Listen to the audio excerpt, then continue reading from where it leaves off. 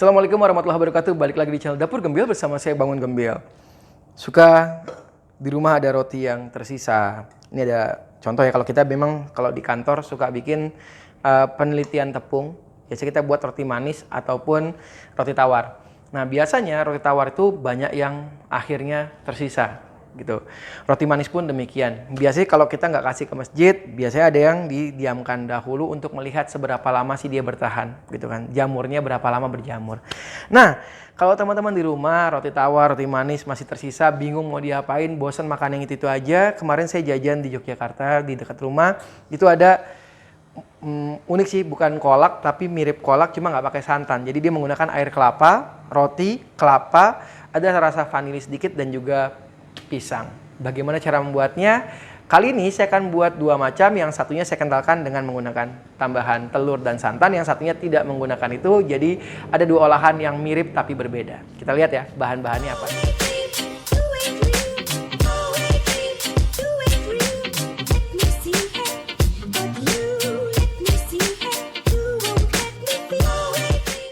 Saya potong dahulu rotinya, terus saya siapkan aluminium foil untuk menempatkan rotinya. Lalu kita potong dahulu rotinya. Rotinya nggak banyak sih karena tempatnya kecil. Ini hanya contoh saja ya. Terus teman-teman tinggal susun aja nih rotinya di sini. Oke. Kalau udah seperti ini, kita siapkan dulu pisangnya. Kebetulan saya punyanya pisang kepok kuning. Ya, kalau di sini banyak pisang kepok kuning. Tapi kalau teman-teman punya pisang raja, itu jauh lebih cocok sih menurut saya ya. Ini teman-teman potong kecil-kecil aja. Pastikan pisangnya sudah benar-benar matang, biar rasanya juga enak.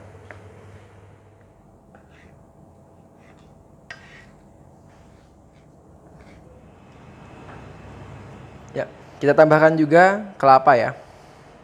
Kelapa muda. Diiris panjang-panjang.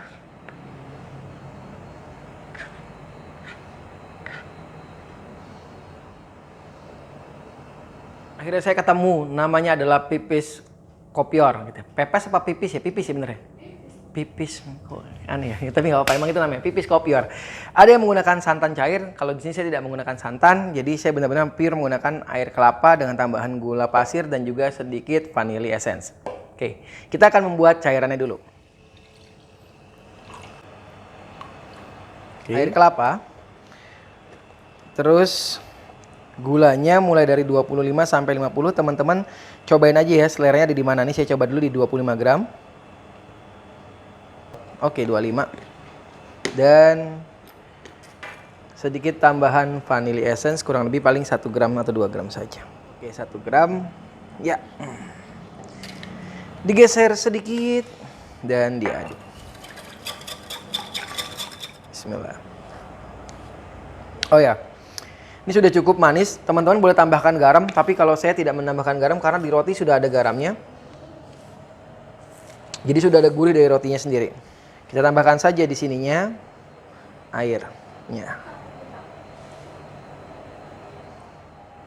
Baru kita kukus. Jadi dia tenggelam, benar-benar terendam. Seperti ini, tenggelam sempurna. Dan kita bantu tekan-tekan dengan menggunakan garpu aja. Tuh lihat tuh, tenggelam kan? Sampai seperti ini ya. Tuh. Nah, ini kita siapkan, kukusan sudah panas dan langsung taruh aja. Semuanya mudah-mudahan ini muat. Karena dia nggak akan ngembang juga sih ya, ini cuma dipanaskan saja. Muat. Oke, kita pepet aja. Oke. Pas kita tutup. Dikukus kurang lebih 30 menit lah biar pisangnya benar-benar matang maksimal, semuanya meresap. Nanti kita akan cobain rasanya seperti apa. Kita tunggu ya. Oke, sambil menunggu dikukus, saya juga sudah menyiapkan sama persis seperti tadi. Bedanya cairannya aja yang kita akan ubah gitu ya. Mungkin ini mirip jadi kayak carang gesing mungkin. Ya, namanya juga camilan ya, bebas-bebas. Di cairan ini kita hanya mengubah tadi cairan yang lebih cair, sekarang kita agak sedikit kentalkan dengan telur dan juga sedikit dengan santan instan. Ini saya menggunakan 1 saset santan instan. Ini beratnya kurang lebih sekitar 65 ya. Saya tambahkan air kelapa muda dengan total berat nantinya adalah di angka 250 gram. Karena air kelapa itu sudah manis, jadi penambahan gulanya juga nggak terlalu banyak ya. Oke, 250 gram. Setelah itu saya tambahkan lagi telur 1 butir. Ya, kurang lebih beratnya 50 gram. Nah, semua ini teman-teman aduk aja secara merata. Agak merata, kita tambahkan sedikit gula. Saya hanya menggunakan 25 gram sampai 30 gram saja. Jangan terlalu banyak ya, nanti terlalu manis. Ya kalau yang suka manis ya silahkan saja. Oke, setelah itu saya tambahkan vanili sebanyak 1 gram saja. Oh, dikit lagi. Oke. Dah, saya ganti alatnya. Ini kita aduk sampai merata. Kalau sudah, ya tuangkan saja ke sini. Tuh, sama saya kayak tadi ya, persis. Satu ladle cukup banget nih. Yang penting si roti dan semua bahannya sudah terendam dan rotinya menjadi lembut ya. Ini di oven bisa, dikukus juga bisa.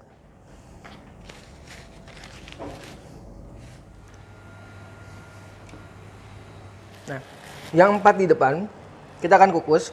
Yang ini kita tambahkan almond untuk di oven.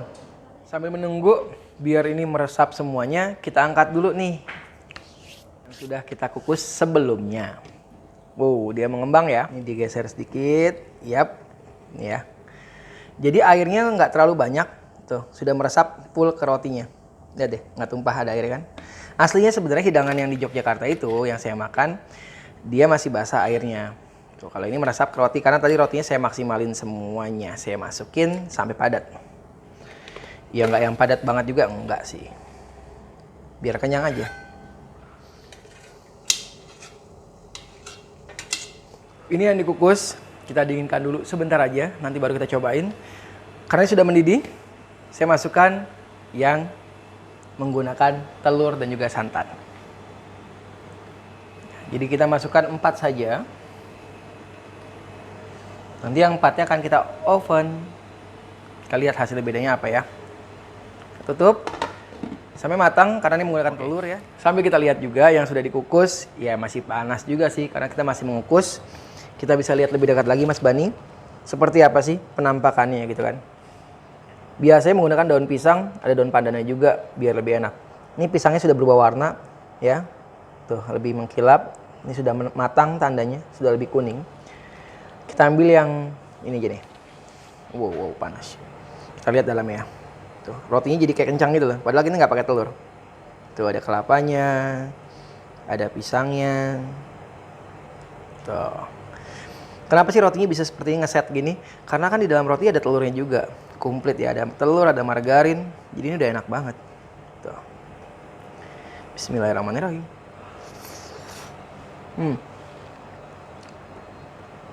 Kelapanya lembut. Rotinya lembut banget. 200 sampai 250 gram, gulanya 25 sampai 30 gram, bagi saya udah cocok banget. Enggak terlalu manis. Gurihnya udah dapat di rotinya. Enak, sangat enak. Kelapanya masuk, pisangnya juga sudah matang.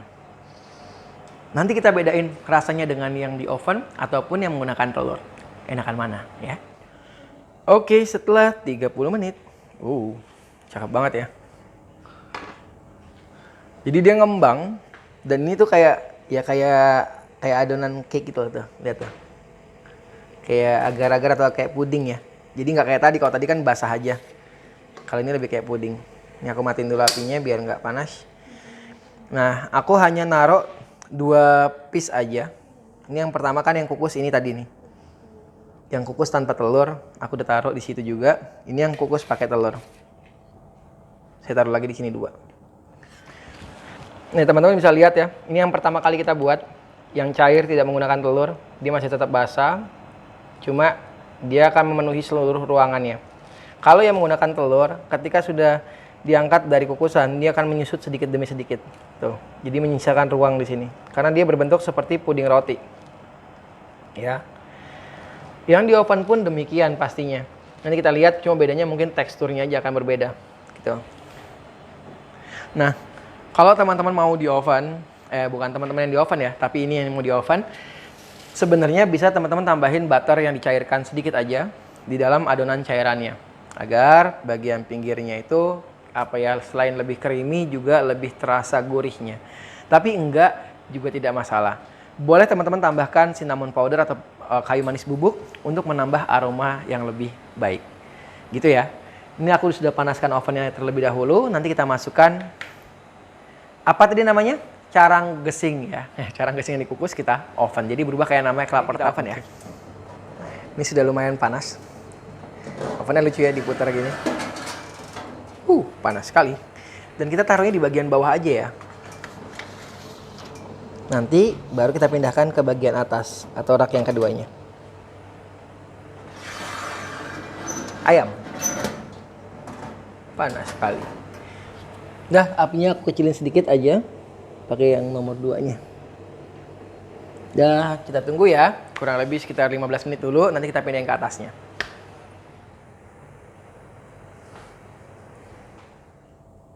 Nah. Oke. Ini kita ambil yang menggunakan telur dan juga santan ya. Tuh, lihat tuh. Dia ada bodinya. Tuh, dia bisa dikeluarin langsung. Ya kan? Kayak puding. Kita makan. Cantik banget ya. Baunya jelas lebih segar. Bukan lebih segar, maksudnya lebih harum karena ada santannya. Kita menggunakan santan instan juga sih. Ada bau santannya, ada bau kelapanya, ada bau susu dari si roti yang kita sudah potong. Bau butter ataupun margarin juga ada. Pisang juga membantu juga. Ya, kita coba aja. Bismillahirrahmanirrahim. Kalau ini enak deh. Ini kayak tadi yang teman-teman bilang ya. Kayak saya tadi bilang pertama kali, sorry. Kayak carang gesing, cuma memang bedanya tidak ada aroma dari daun pisang. Karena kita tidak menggunakan daun pisang. Tapi aroma dari santannya itu udah enak banget. Ada kelapa juga, pisang, roti itu jadi satu. Dan ini enak banget. Bisa dijadikan snack box juga. Cuma saya nggak tahu ketahanannya berapa lama. Jadi nanti teman-teman bisa coba di rumah. Ataupun ini buat arisan ya. Kumpul-kumpul di rumah, kumpul keluarga, ini cocok banget. Nanti kita lihat yang di oven. Jelas pastinya dia akan jauh lebih awet karena cenderung lebih kering sedikit. Setelah 15 menit sampai 20 menit, kita keluarin dulu ya. Ini lihat deh, dia udah ngembang kan? Ini aku pindahin dulu ke atas biar warna atasnya jauh lebih cantik.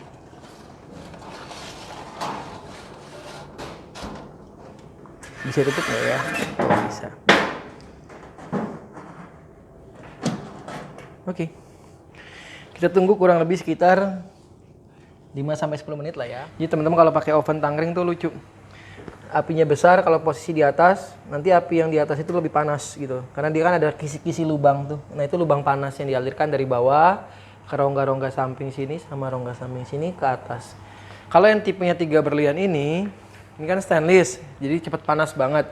Nantinya teman-teman bisa buang panasnya lewat belakang. Tuh. Di sini ya. Ini pembuang panasnya, kalau dirasa di dalam itu terlalu panas, ini bisa dibuang, dibuka aja. Kalau yang tipe lain biasanya ada di atas ini, ya, baik hook dan lain sebagainya. Kalau yang stainless seperti ini, panasnya bagi saya pribadi itu sulit dikontrol, tapi biasanya kalau yang sudah biasa pasti akan mudah ya. Karena saya jarang sekali menggunakan oven kompor, jadi saya mohon maaf. Tidak ada niat menyinggung juga tidak. Biasanya kalau oven memang yang bagusnya adalah tipenya galvanis.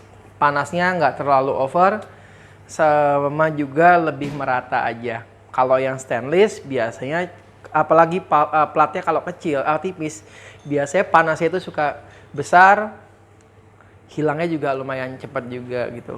Jadi kalau suhunya tinggi, buka pintu belakang, tutup, buka, tutup. Jadi buat ngatur di dalam itu harus kita setting-setting atau sering-sering kita lihat. Kecuali kalau teman-teman sudah biasa, ya udah seperti biasanya aja menggunakan oven pada umumnya. Jadi oven kompor pasti jelas lebih tricky. Kalau sudah biasa pasti akan jauh lebih mudah. Jadi sering-sering kalau yang punya oven biasa dipakai, biasa digunakan, pasti akan kenal gimana karakter oven yang kalian punya di rumah. Gitu ya. Oke teman-teman, ini kita kecilkan lagi apinya. Kita matiin aja deh, kayaknya juga udah matang nih. Wow. Aku deketin dulu. Nah, kan almondnya udah mulai agak hitam-hitam tuh. Ini saya tutup dulu. Ini saya tutup. Nanti yang dibuka belakangnya aja biar panasnya hilang. Ayo, siapa yang pecinta kering? Saya.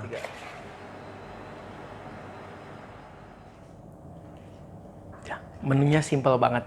Biasanya kita buat yang agak sedikit rumit. Ini kita hanya membuat olahan dari bahan-bahan yang sayang kalau kita buang begitu aja, gitu ya. Mulai dari dikukus tanpa telur, terus dikukus menggunakan santan dan telur, lalu di oven menggunakan santan dan telur tadi yang dikukus, kita oven. Terus tambahkan almond sedikit saja dan jadinya seperti ini. Ya, seperti ini semua. Baunya kalau yang di oven jelas lebih khas ya, khas panggang. Nih, kalau lebih dekat lagi mas sedikit lihat nih. Dia juga punya color di sini, tuh lebih coklat, ya kan? Cantik banget deh. Panas sebenarnya ini. Dalamnya tetap lembut banget. Jelas baunya khas yang di oven, enak. Nah, untuk yang di oven, saya sarankan teman-teman menambahkan cinnamon powder atau kayu manis bubuk, jauh lebih segar lagi. Semuanya sih saya nggak bikin pakai kayu manis bubuk ya, memang sengaja untuk membandingkan biar rasanya sama atau tidak, khasnya di mana, bedanya apa sih kayak gitu. Sekian dari saya, dicoba di rumah karena resepnya simpel banget. Kelapa juga bagus juga buat kesehatan, ada kelapa bakar, kita oven sekarang kelapanya tapi dalam bentuk olahan yang lain. Fatnya ada dari roti. Ada buah juga dari si pisang sendiri, mengenyangkan, jelas cemilan, mengenyangkan, enak, sehat. Iya, tunggu apa lagi? Langsung dicoba di rumah. Saya Bangun Gembil dari Dapur Gembil. Wassalamualaikum warahmatullahi wabarakatuh. Dadah. Ini malah keasikan makanin karamel di imut-imut dari tadi. Nah, ini kita langsung potong aja. Ini masih panas ya, jadi masih lembut banget tuh. Harusnya menyajikan ini memang bagusnya sudah benar-benar dingin dulu ya. Ini bandelnya saya, ini udah sore soalnya. Besok kan libur.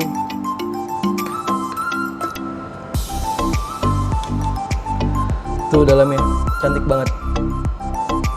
Jadi kayak model krim brulee ya. Cuma nih karena kita harusnya didiemin dulu, cuma kita langsung keluarin jadinya kurang cantik. Tapi ini enak banget. Iya. Hasilnya seperti ini. Mudah-mudahan karamel ini sudah mengeras. Sudah. Ya walaupun tidak cantik sekali tapi ini bisa jadi lucu. Saya taruh di atas ini. Kelihatan nggak sih? Enggak, warnanya sama soalnya. Ya. Karamel croissant butter pudding bisa teman-teman sajikan di rumah bersama keluarga tercinta. Resepnya mudah. Kalau nggak ada croissant, teman-teman bisa gunakan Denis ataupun roti manis. Ya, selamat mencoba di rumah. Saya Bangun Gembil dari Dapur Gembil. Wassalamualaikum warahmatullahi wabarakatuh. Bye-bye.